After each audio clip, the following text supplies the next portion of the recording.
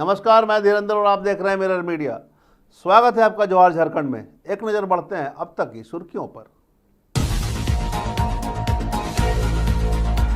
झारखंड में प्रभारी डीजीपी के रूप में तदासा मिश्रा ने संभाला पदभार, वरीय अधिकारियों ने किया स्वागत।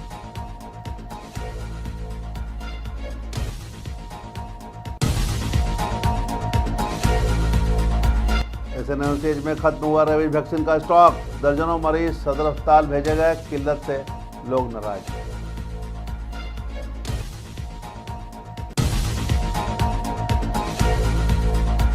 रामगढ़ पुलिस की बड़ी सफलता, वरकुंडा में ब्राउन शुगर तस्करों का पर्दाफाश, 9 ग्राम ड्रग्स के साथ 200 तस्कर गिरफ्तार।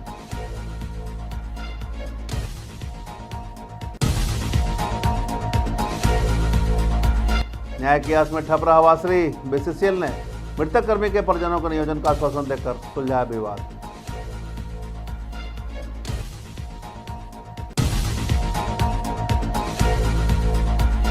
और देशभक्ति और सुरक्षा का संगम, रामगढ़ में वंदे मातरम की 150वीं वर्षगांठ पर डायल 112 पर जागरूकता अभियान।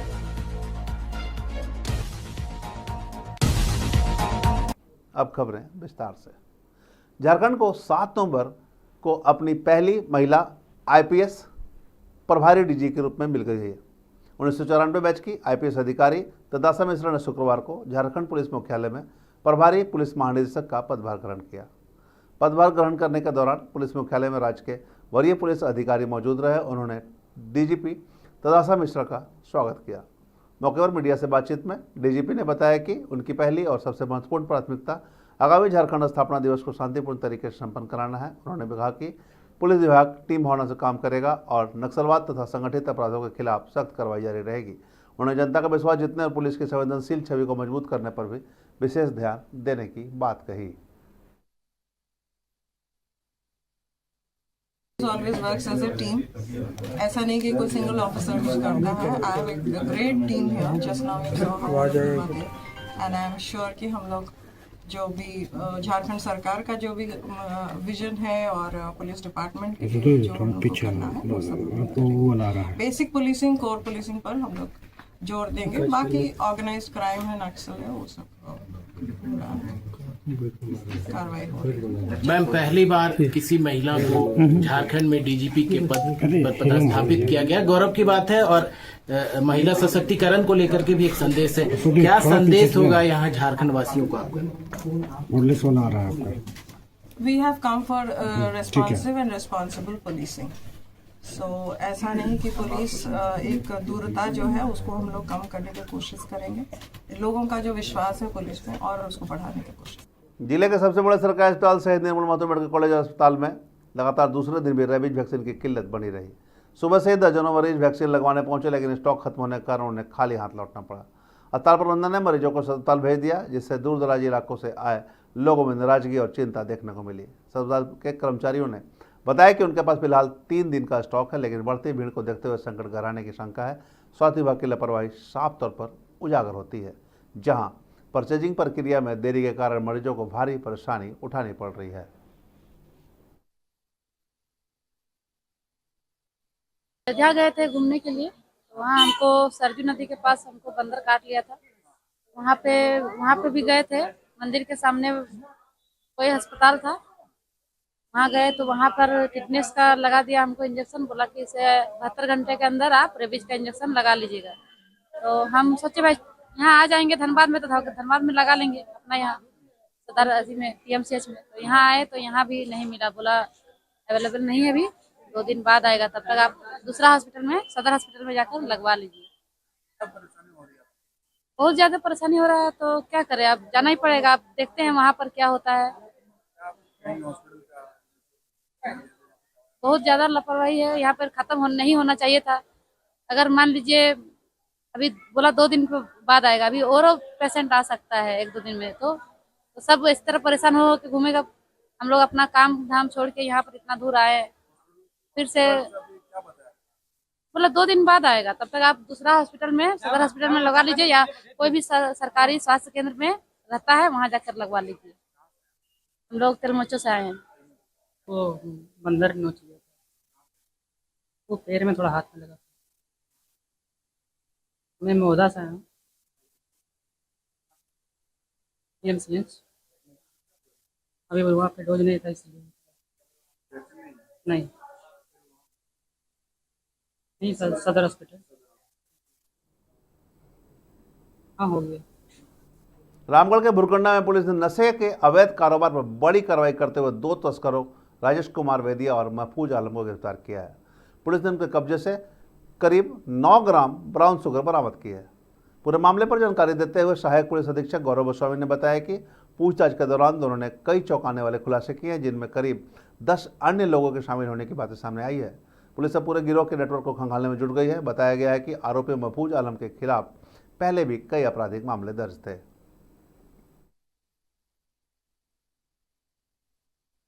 महोदय को एक सूचना प्राप्त हुई थी कि कोई व्यक्ति, तकरीबन 3 या 4 व्यक्ति जो भी मादक पदार्थ होते हैं उनको भुरकंडा क्षेत्र से ले जाने का कहीं से प्रयास करेंगे।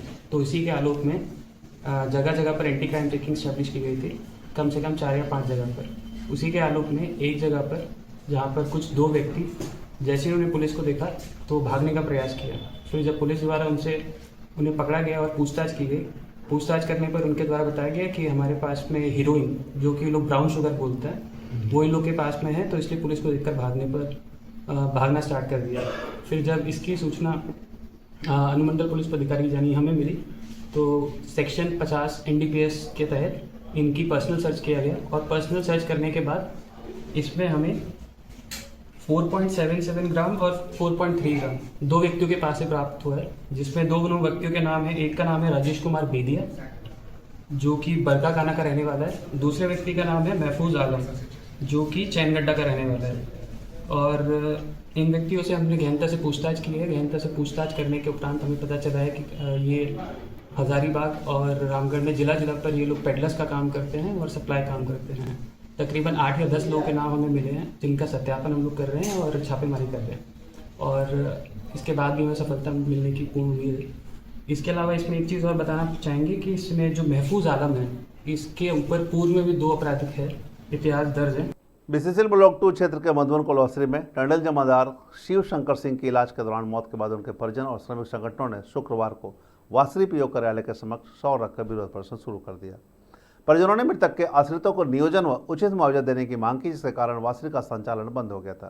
क्षेत्रीय प्रबंधन ने परिजनों व यूनियन प्रतिनिधियों के साथ वार्ता की और मृतक के पुत्र अखिलेश कुमार सिंह को प्रोविजनल नियोजन देने और सभी देय लाभों का भुगतान करने का आश्वासन दिया।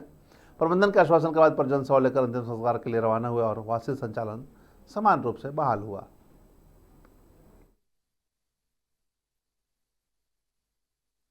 अब ड्यूटी पीरियड में थे ये, और इनका तबीयत खराब हुआ अचानक और इनको जो है हॉस्पिटलाइज करना पड़ा, जहाँ से रेफर होकर दुर्गापुर में विवेकानंद में एडमिट थे। तो चूंकि कंपनी का प्रावधान है कि मार्ग में आने जाने के क्रम में यदि किसी का कुछ होता है तो नियोजन देने का है, और इसी के तहत हम लोग चूंकि इसके लिए सुबह से लगे हुए थे और प्रबंधन का भी सकारात्मक रुख रहा, जिसके तहत इनको आज इनके पुत्र को जो अखिलेश जी को नियोजन पत्र मिला।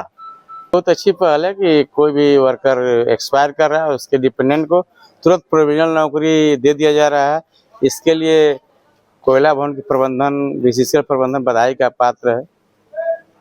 क्या कौन थे जो डेट किए? शिव शंकर सिंह थे, टंडल जमादार थे। यहाँ प्रबंधन को इसके लिए आप लोग बधाई दे रहे हैं ना? यहाँ शेष दम बधाई दे रहे हैं और युद्ध मोर्चा को धन्यवाद देंगे और सभी को मजदूर भाइयों लोग को भी धन्यवाद देंगे। साथ ही हमारे प्रबंधक को भी बहुत बहुत धन्यवाद, जो समय के अनुकूल यहाँ नौकरी और नियोजन देने का जो काम किए, इसके लिए बहुत बहुत प्रबंधक को धन्यवाद। नियोजन बहुत जल्दी हो गई, इस बारे में क्या कहिएगा? इसीलिए कि यहाँ का संगठन, ब्लॉक 2 का संगठन मजबूत है, मधुबन वासी का संगठन मजबूत है और इस पर मजबूत होने के कारण प्रबंधक पहल भी करती है। रामगढ़ में राष्ट्रीय गीत वंदे मातरम की 150वीं वर्षगांठ को एक सूर में मनाया गया। जिले के हर थाने, चौकी और सभी सरकारी प्रतिष्ठानों पर वंदे मातरम के सामूहिक गायन का अद्भुत नज़ारा देखने को मिला, जो हर भारतीय के हृदय में गर्व और देशभक्ति की लहर दौड़ा देने वाला था। इसके साथ ही प्रशासन ने डायल 112 की सुरक्षा सेवा पर भी जागरूकता फैलाई। प्रशासन ने कहा कि डायल 112 सभी की सुरक्षा और सहायता का एक आधुनिक और सशक्त मंत्र है, जिसका इस्तेमाल पुलिस, फायर ब्रिगेड या मेडिकल इमरजेंसी के लिए किया जा सकता है। प्रशासन ने माता पिता और शिक्षकों से इस महत्वपूर्ण नंबर के बारे में बच्चों को बताने का अनुरोध किया।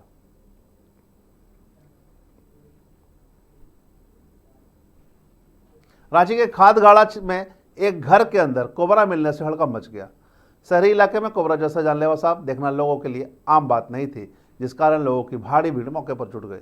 स्थानीयों ने तुरंत इसकी सूचना रेस्क्यू टीम को दी। सूचना मिलते ही टीम मौके पर पहुंची और काफी कठिनाइयों का सामना करने के बावजूद सावधानीपूर्वक कोबरा को रेस्क्यू कर सुरक्षित स्थान पर छोड़ दिया गया। राहत की बात यह रही कि किसी को नुकसान होने की कोई खबर नहीं आई। कोबरा के निकलने की यह घटना पूरे इलाके में चर्चा का विषय बना हुआ है।